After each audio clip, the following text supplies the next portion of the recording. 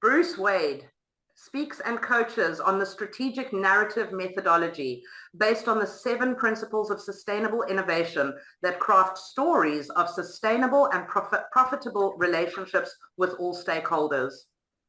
Bruce is a company founder and director at EM Solutions, Gallant Accounting, as well as Voices into Africa. He also serves as director at Sustainable African Strategies. He is an author of over 25 books, a professional speaker, and the past association president of the Professional Speaking Association of Southern Africa, as well as an inductee into the South African Educators Hall of Fame.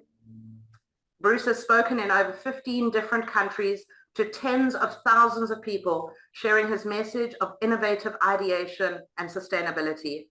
Please join me in welcoming Bruce to the virtual stage. Okay, right. Good. It's now afternoon. Good afternoon, everyone. And thank you very much, Chantel and the rest of our Voices team. So today we're going to play a little bit and hopefully enthuse you to make some changes. If I offend you in any way, Chantel and Charlotte are sorry, but let's take note. So you're going to get a pen and paper out. You want to be able to get yourself ready to take copious amounts of notes and make some adjustments to your speaking business that you run. So let's dive right in here.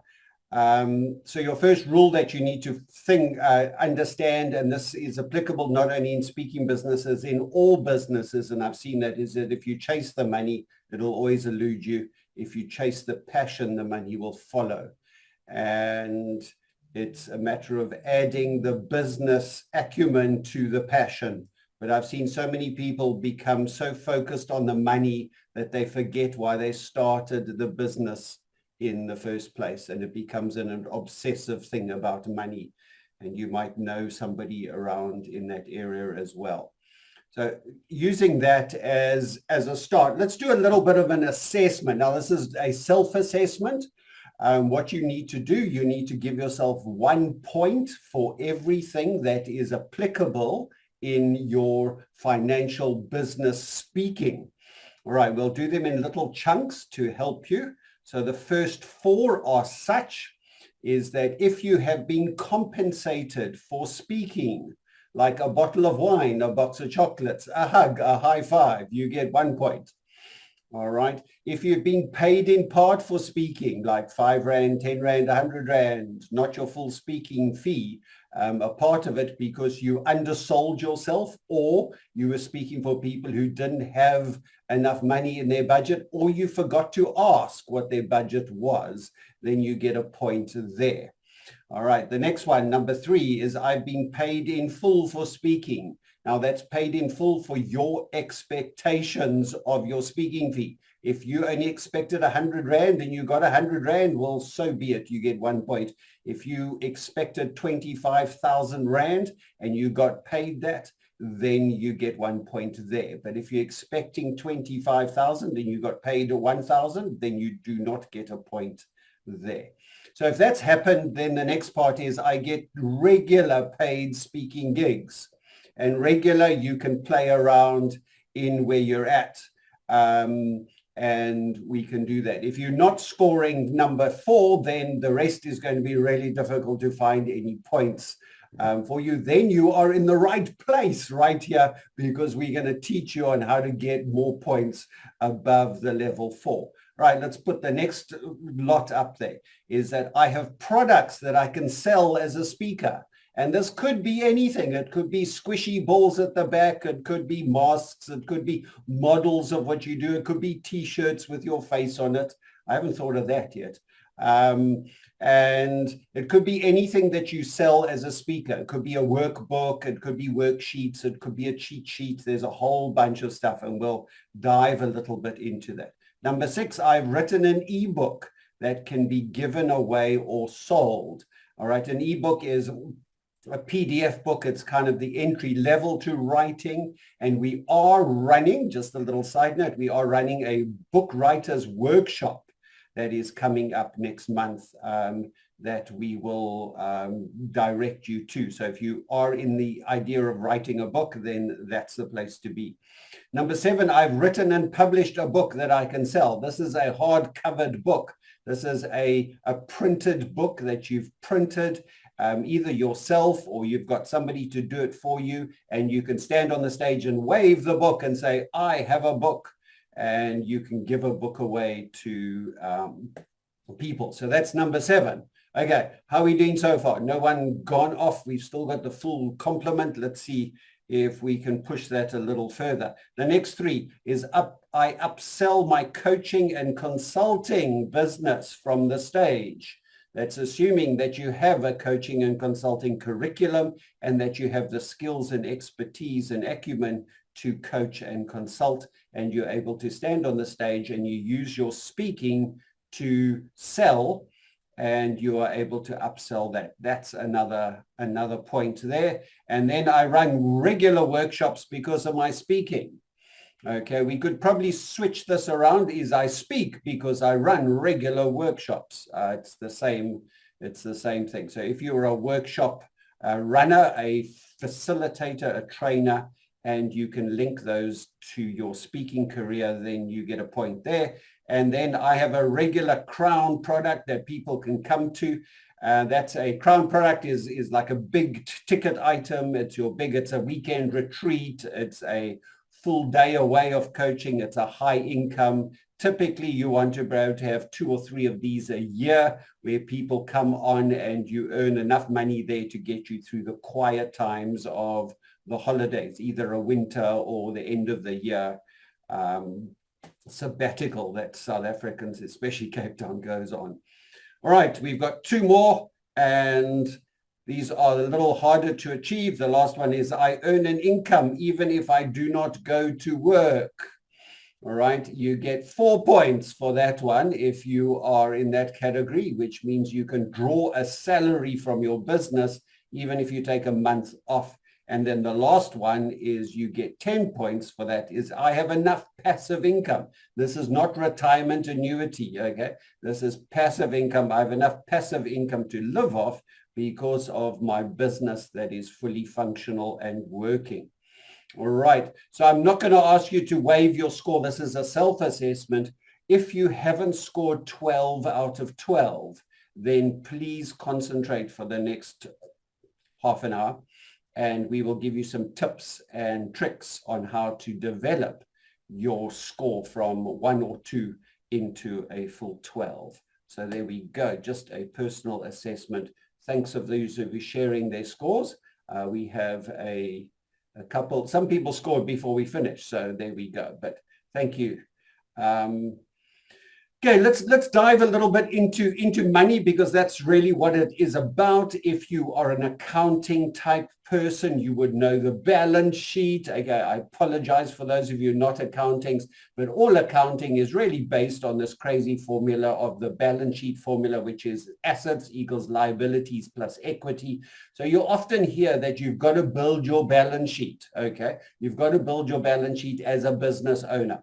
And that's what it is. When you go to the bank for a loan, they want to see your balance sheet because they want to see where you are with that. And that is building up your assets. So you've got to build up your assets to get credibility with the bank and loans and everybody else. And it becomes the way of grading, putting your fingers on the pulse of your organization to say, what are the assets? Where are those? And how are those related to the liabilities and equity of your business? Now, we're not here to talk about accounting, so let's look at another way that people are assessing a business. And this is coming mostly from the marketing area, where we sit there and say, we now got a triple bottom line, where we've not only looking at the profit, but we also got to look at the people and the planet. And then we keep adding other P's onto that, like purpose and the little lesser green spotted frog and all these other things, and what is our reinvestment, and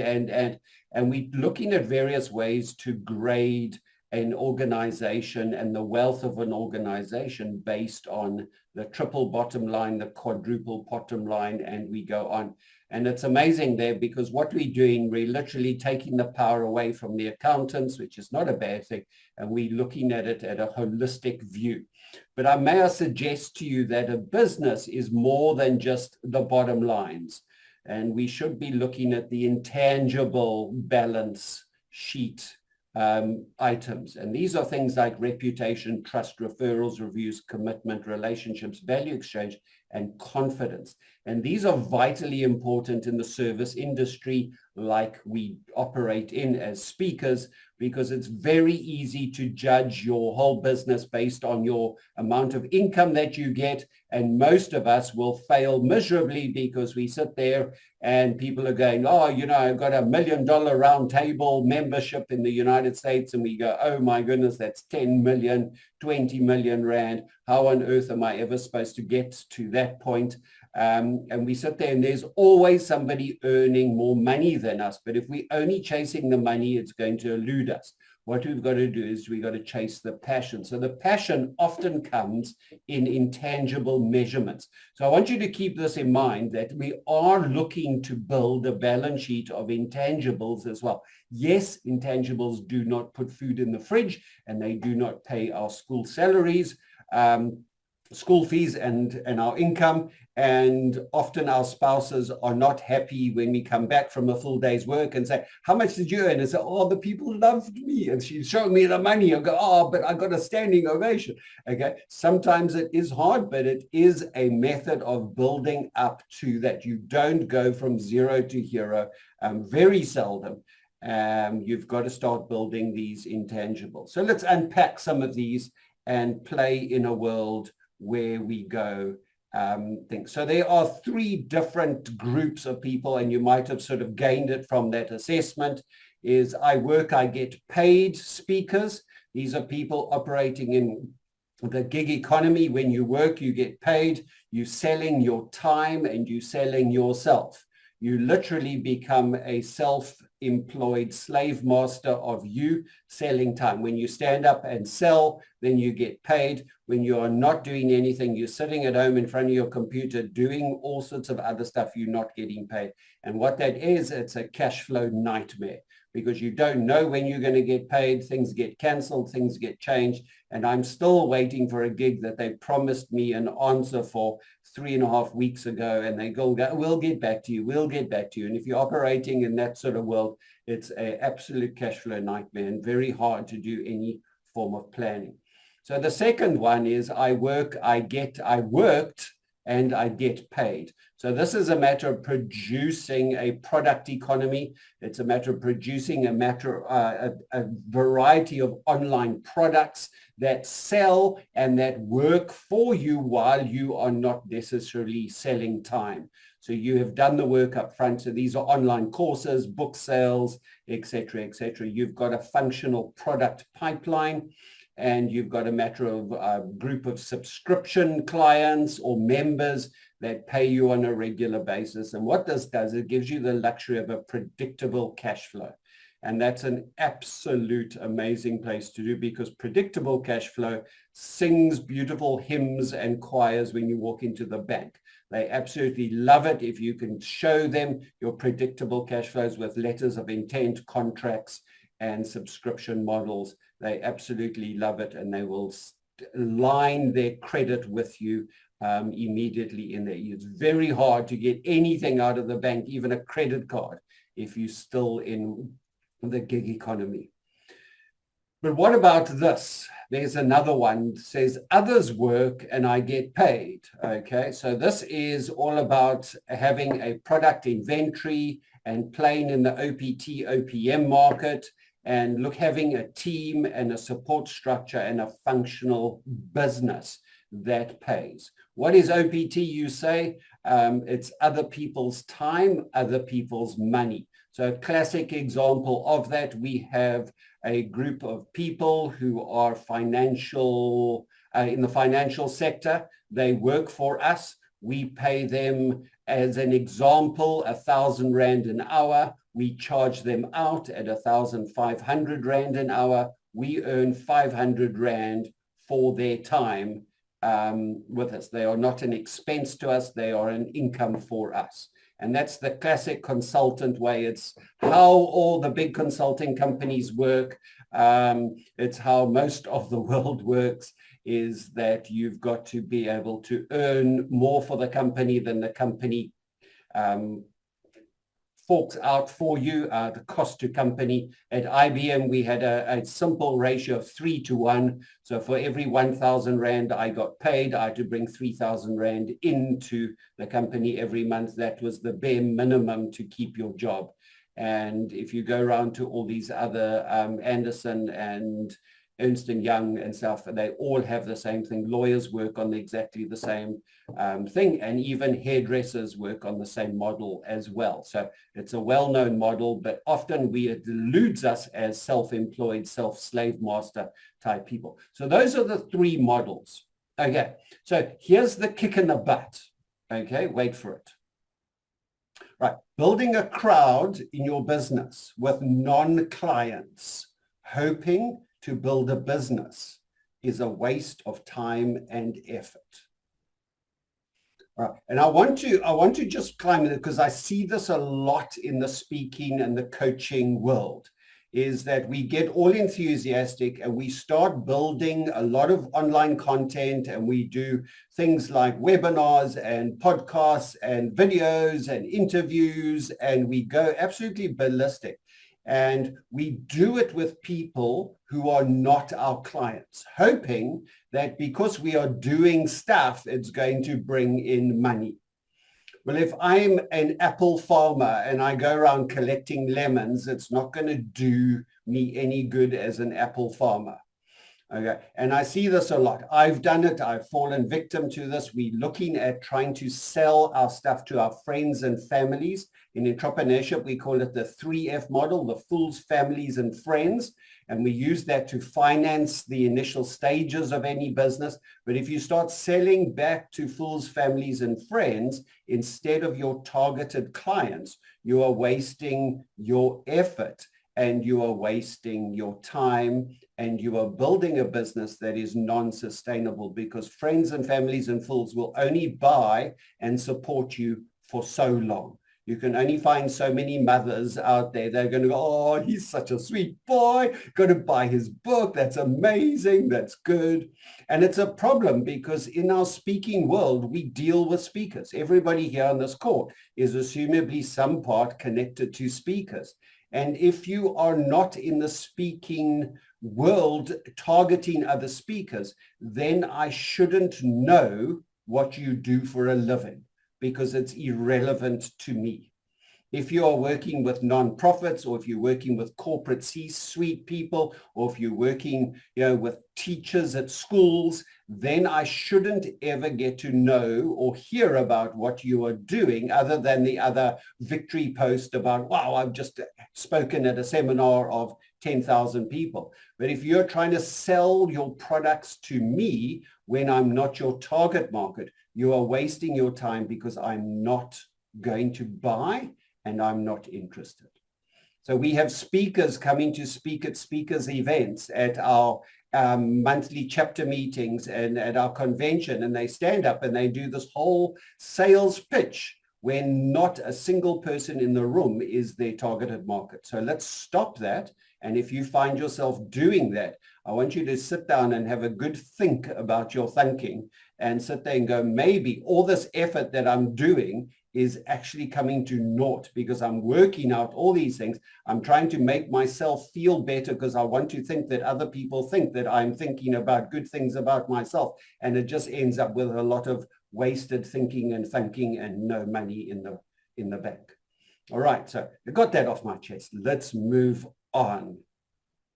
All right, what if we could change this entire thing? Well, what if I introduced you to a new model? All right, now there it is. Okay, dun, dun, dun, dun. No, I'm not wanting you to go off and get delivery cycles and stuff there, but that is yes, it is a sales cycle. All right, sales cycle is there. What is a sales cycle? A sales cycle is a process, a procedure that you have in your business. And typically a sales cycle goes like this: inform, educate, sell, upsell, resell. And if you don't know that, please write that down, because this is important. Those are 5 steps that you should have defined and functional in your business. As you cannot go from zero to sell. You've got to inform and you've got to educate people, especially if you are in a target market and a product line that people are unaware of that they have a problem, or they're unaware of that there is a solution. And most speakers tend to fall in this. It's very easy to sell ice cold Coca-Cola on a hot day. You don't need to inform people about it. You don't have to go around and telling, this is a carbonated liquid with lots of sugar that's stored in an aluminium tin about 14 centimeters tall, and it's made with, and it's got a little open. You just say Coke and people say, yes, please. It's easy. But unfortunately, we're not selling Coke. We are selling information, and information is a lot harder to sell. So you've got to go through this inform and educate time. So let's dive into each one of those. And this is where you've got to start writing frantically to take some information around and get going.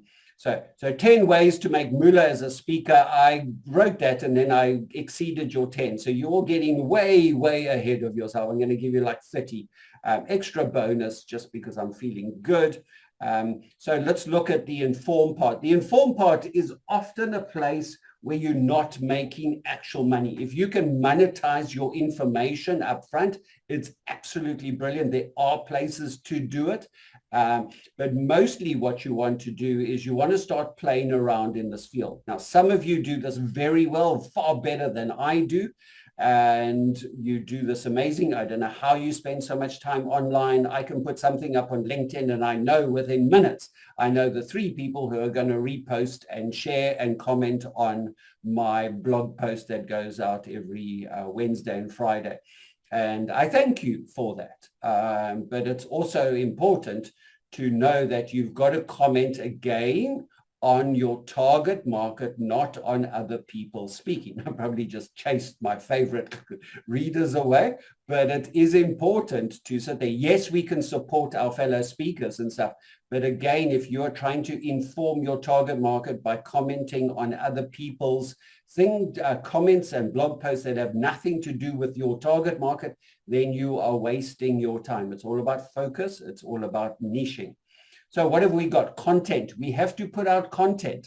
I was at the Marketing Indaba yesterday, and the poor speaker before me, shame, she was so nervous. She could hardly stand still. But she was a content expert, and she's done content for a whole bunch of amazing companies.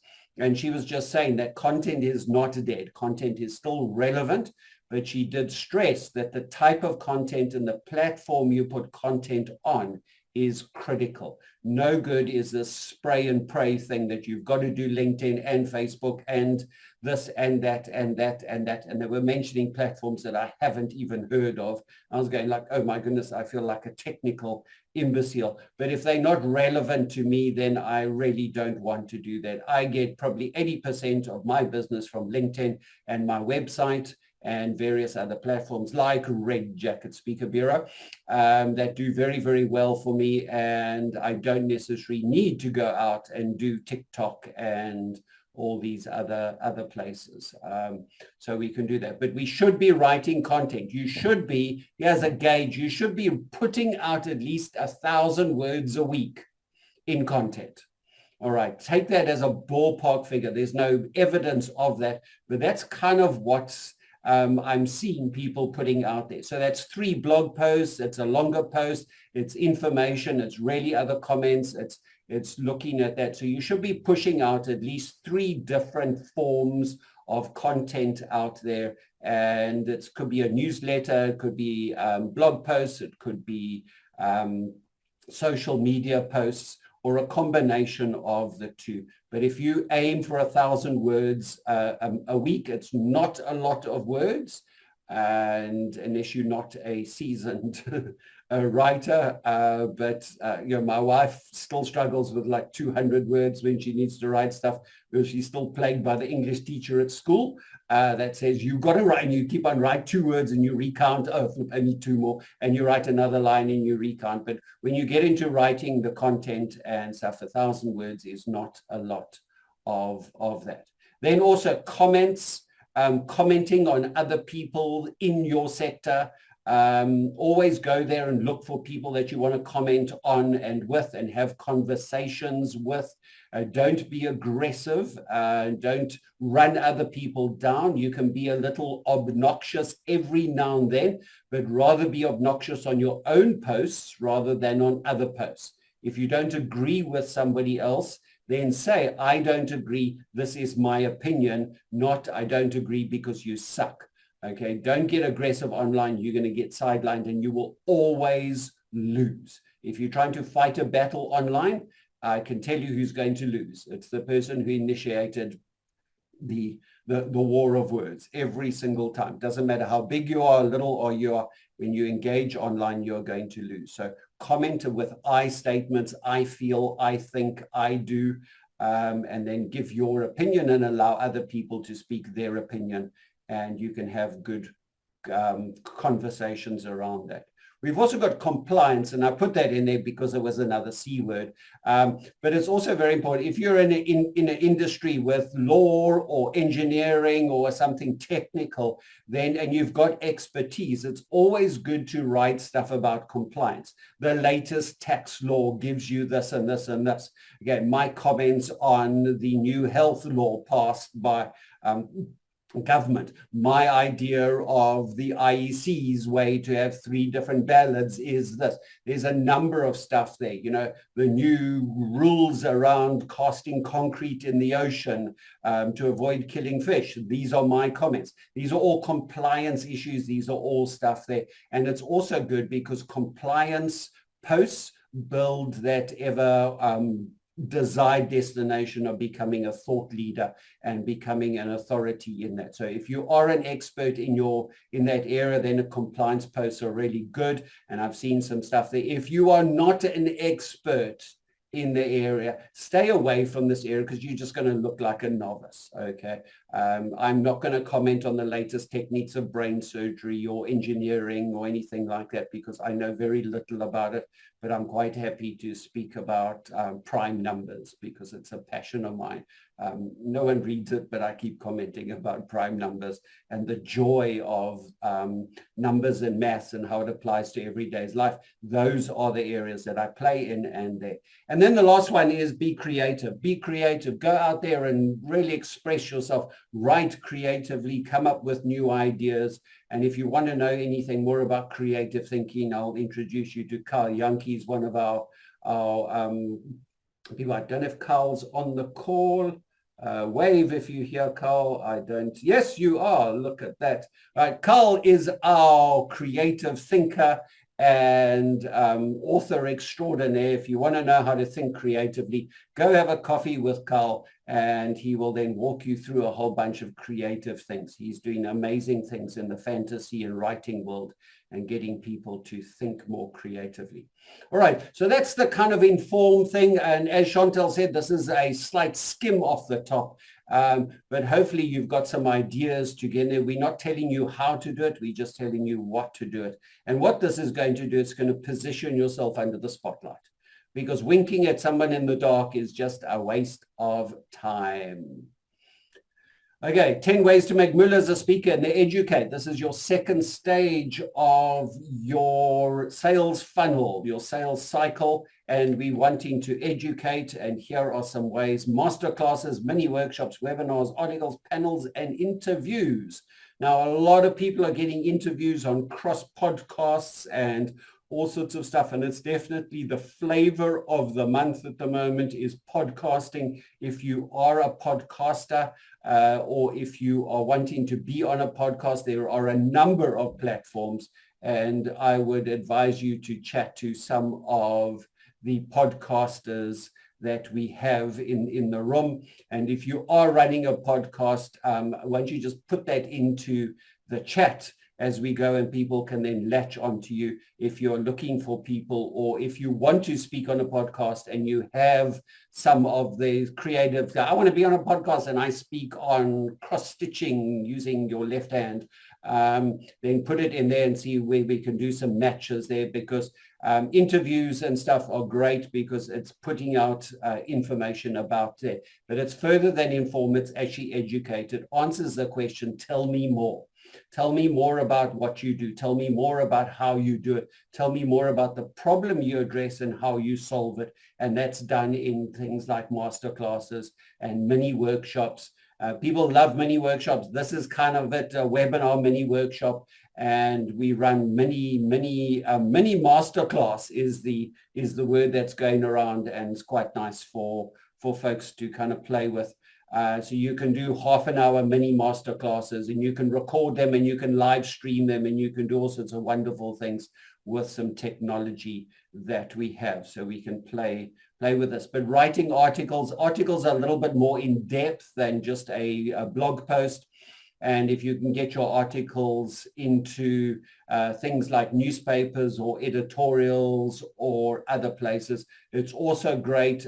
We were speaking, I can't remember, somewhere along the line, they were saying that community radio stations are a great way to do it. There are so many community radio stations around. I spent 4 years doing a regular gig on a community radio station here in Cape Town. I've spoken on a number of other stations, and they do really well. People are hungry for content in community radio stations. So if you're able to put forward a proposal into a radio station to say, I speak on this, do you have a slot, a regular slot that I can come and be a guest on your radio station? And you can do that, and it works well to position yourself as an expert and an authority, and as a go-to person for that. A lot of our top earning speakers have spent quite a lot of time on radio. You're not automatically going to get onto, 702 and Cape Talk and some of the big radio stations, because sometimes you have to pay or take out an advertising package to do that.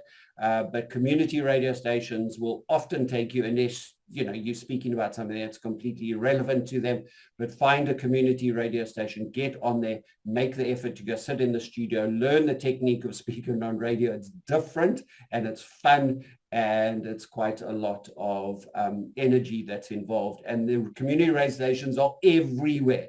There's even one in Uppington, okay? And you can play. Not too sure about McGregor, Roger, but I'm sure there's one in Robertson, so we can find one there.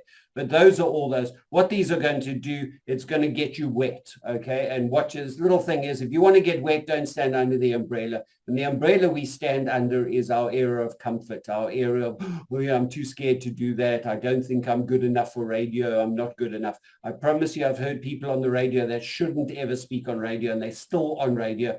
So if you're skilled in any way or experienced in any way, then radio is definitely for you, and a place to go and play and get around that. So that's the educate part. You can see we're building reputation, we're building those intangibles as we go through the sales cycle and getting that. So the other one we're going to play a little bit is direct selling. So this is a little place here. This is keynote selling, okay, a full fee or well compensated. And we've spoken at length in various things about keynoting and full fees. I can tell you that people in our association range from 1,000 Rand to 80,000 Rand for a keynote. Okay, gulp, you might say. Goodness, yes, there are people that are earning that, and probably upwards of that if you convert to US dollars and they're speaking overseas. But local keynotes are paid that. If you convert into dollars or euros or yen, then you can earn a lot more. But the kind of average that I would go to, if you kind of thinking about, if you can crack and aim at 20,000 Rand for a well presented, well structured, convincing keynote in a corporate gig, that is a good place to aim if you're aiming out to get there. Don't undersell yourself. Don't sit there and say, oh, I'm only thinking I'm only worth, oh, don't worry, just give me a bottle of wine. it's a place where you can go there. So that would be a goal, a milestone that you can set for yourself. If you're already cracking that, then, well, then just add another 10K onto that, or times it by 2. I'm amazed at how much money is out there for speaking. We've just got to have the confidence to reach out and get it. And I'm thinking that's really interesting. So play around with that. Keynoting is definitely a way to get there. It's not a way to make money. I do not know anybody in our association. No, I lie. There are 2 people that I know of that make their income and their livelihood exclusively from keynoting. Very few people are only speakers. A lot of other people do the rest of the other stuff on this list. So don't sit there and go, oh, one day I'm going to be a keynote and I only have to do 1 keynote a month at 80,000 Rand and I'm going to live like a king. Well, it doesn't work that way for a lot of us. A lot of people have stuff. And the second part is sell at the back of the room. These are your books. These are your, dare I say, cassette tapes, okay, where we used to have to record on cassette tapes and put them into little folders. Then we sold CDs and DVDs at the back, and then we had books, and now we're going to do that. My goal is just to sell autographs at the back of the room to the raving fans. But the idea is never go to a speech or a keynote without something to sell at the back of the room or upsell. And selling it, if you don't have a book, you can sell 3, 4, or 5, or on the list here, you can sell a workshop, you can sell coaching, and you can sell consulting. So unashamedly, you've heard Chantel open up this session, is that this is what we call a working webinar. You're here for free, but we are upselling you to a number of products. And we will give you the opportunity to take those up as well. So we are eating our own meals. We are living by what we say, and we will be upselling. I'm telling you this up front, so you're not scared. There's a whole methodology that we can teach to do this correctly.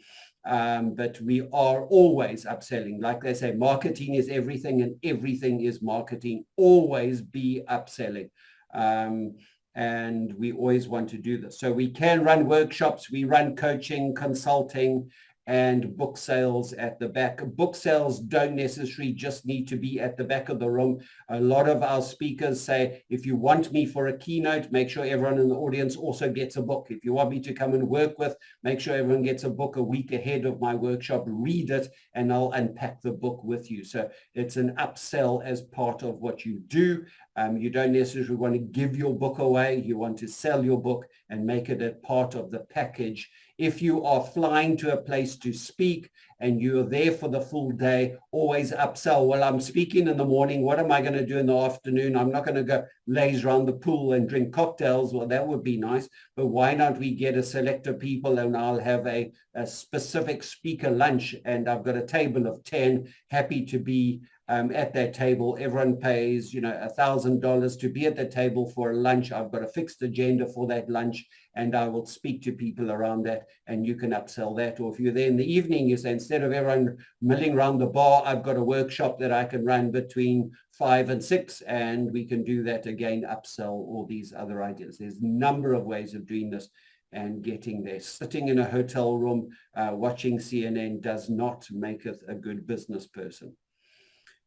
Okay, so you only sell because you do not believe that you can. Ouch. Okay, write that down if it's applicable, but often it's the case. I found that often applicable in my own life is I don't upsell, I don't sell because I truly believe that what I've got is not worthy, or I'm just having a bad hair day. And once we get over ourselves, we sell a lot better. All right.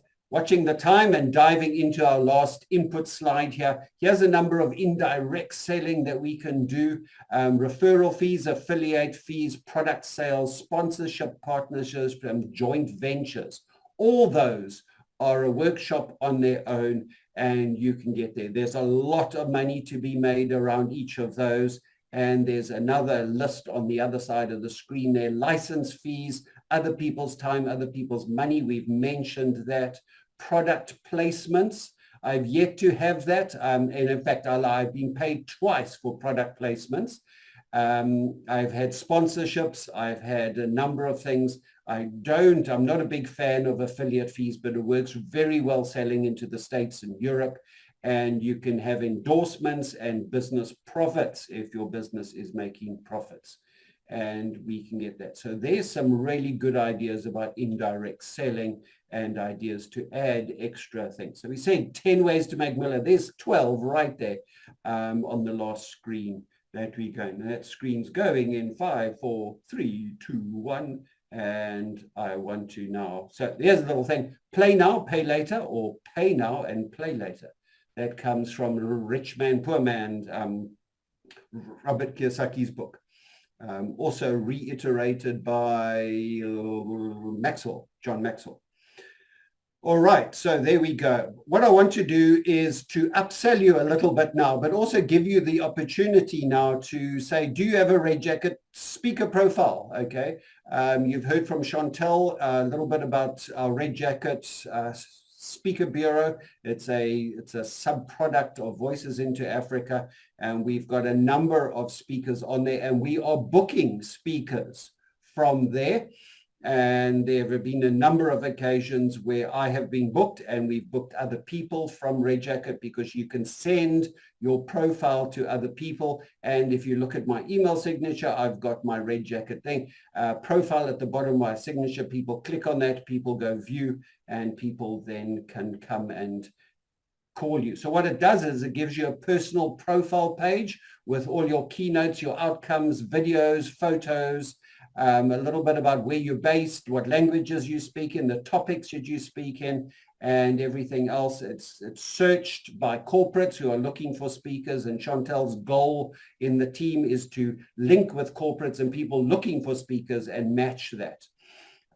So you can get seen, get booked, get paid, and you get discounts on events if you're a Red Jacket Speaker Bureau, and you get emails and news from us. And all it's going to cost you is a once-off 500 Rand fee. We charge that because it takes about an hour for us to load the profile, and we pay monthly hosting out of that money. We are not making money about listing. We are just collecting names and numbers of people who are awesome speakers in Africa. So if you do not yet have a Red Jacket Speakers profile, please go there, and in the chat box, Charlotte will put the link, so you can just click there and earmark it for later that we can have. I also just want to bring your attention to the Revenue Revolution, which is a 3-day boot camp coming in July, where we're going to take this talk and unpack it over 3 days. That's how much content we have.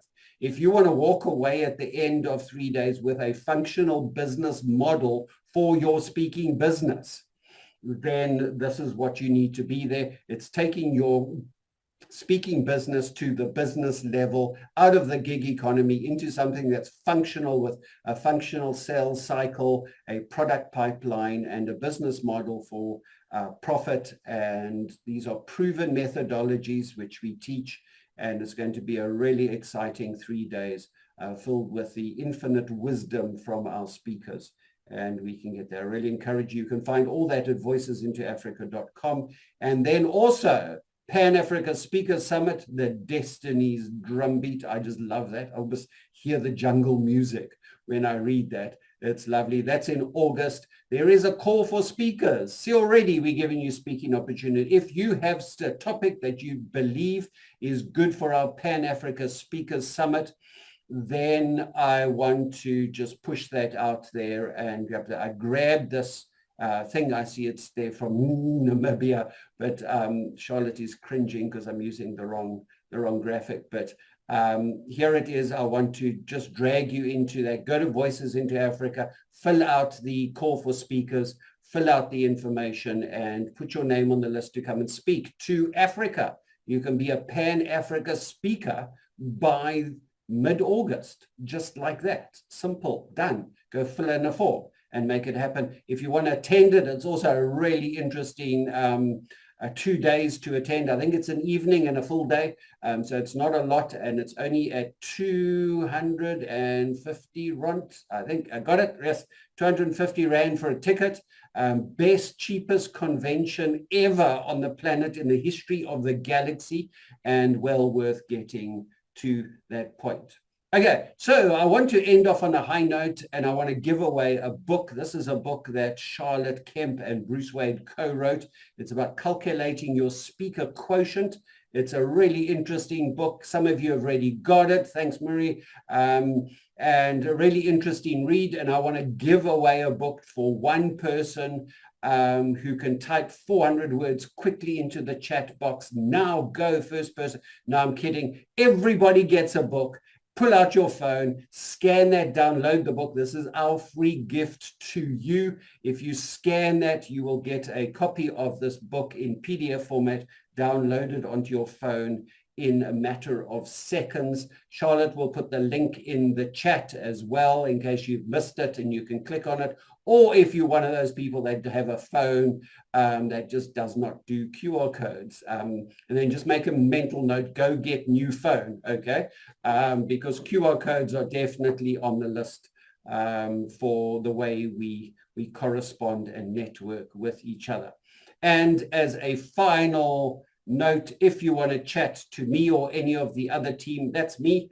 Scan that QR code. It'll take you straight to the calendar. If you want to have a chat about anything that we've spoken about, I do not do topics like oral hygiene or food security in Afghanistan, but any other topic, quite happy to engage with you. If something's sparked and go like, oh my goodness, I feel so inadequate, I need help, then make an appointment. We can have a chat and maybe we can lead and guide you into a perfect place where you can get that information.